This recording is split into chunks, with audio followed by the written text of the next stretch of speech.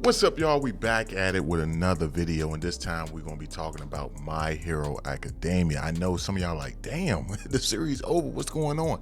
So I've been watching the anime, rewatching the anime. When I go to the gym and I'm on the elliptical or treadmill, I'll play it, and I'm up to the part where Class 1A versus Class B1 or 1B, and I want to talk about Monoma and how he has the potential to become the strongest character in the My Hero series. We about to get into it, but before we do, make sure you subscribe, hit the bell for all notifications. With that being said, let's talk about the Phantom Thief. So, as of right now, when it comes to his powers, we know he can steal up to 3 people quirks. He can hold it for up to 5 minutes. He said 10 minutes in that episode, but I believe that was a lie. But he can hold their quirks up to 5 minutes. Let's just say 10 to be, just to give him a little leeway. And he can only use one person quirk at a time. And some people quirks, when he tries to acquire it, it turns out to be a blank, such as Deku or Eri. There are quirks where they have to actually charge up in order to be used, and in that type of situation, Monoma cannot steal their abilities.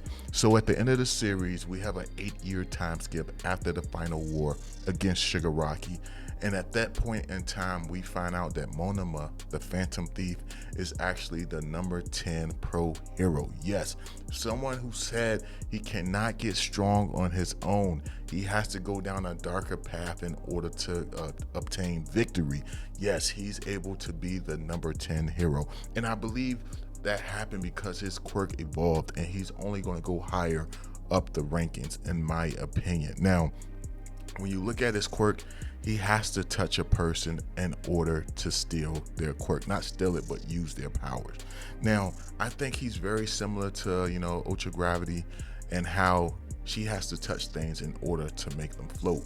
But you see, when she was on the verge of death, her quirk expanded and it became even more powerful, where she was able to make things float that she never touched. Everything in a certain area was beginning to float, and she didn't even have to make contact with them. I feel like something like that could potentially happen to Monoma, if not already happened, for him to get the number 10 spot, where he's able to take and use people quirks without even having to make contact. When you look at Monoma as a character, he's very similar to the Marvel's X-Men character Mimic, where he's known to copy people powers within a certain range, and you could have it where Monoma could do the same thing. I see that it's very possible if he's pushed to that breaking point. If he trains hard enough and pushes his quirk to its breaking point, he will be able to achieve power unlike any other character within the My Hero Academia universe. Yes, I'm telling you, man, imagine him on the battlefield and he's able to take quirks or use people quirks without even touching them. He will be a one-man army, and the fact that he could keep it to 5 to 10 minutes, man, it just shows that this character would be capable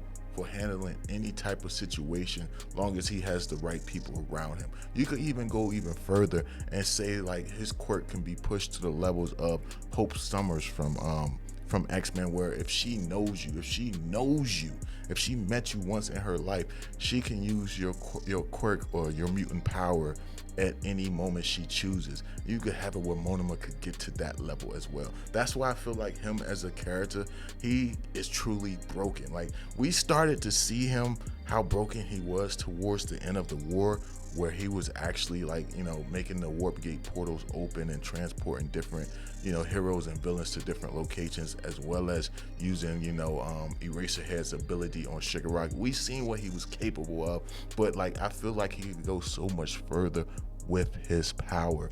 And it's only a matter of time. If My Hero was to get, a spinoff, which I think it is, I really think it is. It's some type of announcement that's supposed to be coming in April. But I feel like the series does get that spinoff and it comes back, he's going to be even higher on the rankings, even higher than rank 10. To think someone like this, someone who doubted himself so much about how he was always told to be the villain, how powerful he can become is just crazy to think about. But this is just a quick video I wanted to make to share with you guys about Monoma and how I believe he has the potential to be one of the greatest heroes in the series. We see right now that he's already in top 10, and I imagine if the series continues, he's going to be even higher. But I'm curious to hear your thoughts on it. How similar do you think he is to Hope Summer, as well as, you know, Mimic? Or do you think like, nah, he's reached his full potential already, and that's what we've seen in the series as it reached its climax? Let me know down below. Curious to hear your thoughts, and I'll catch y'all in the next one. Peace.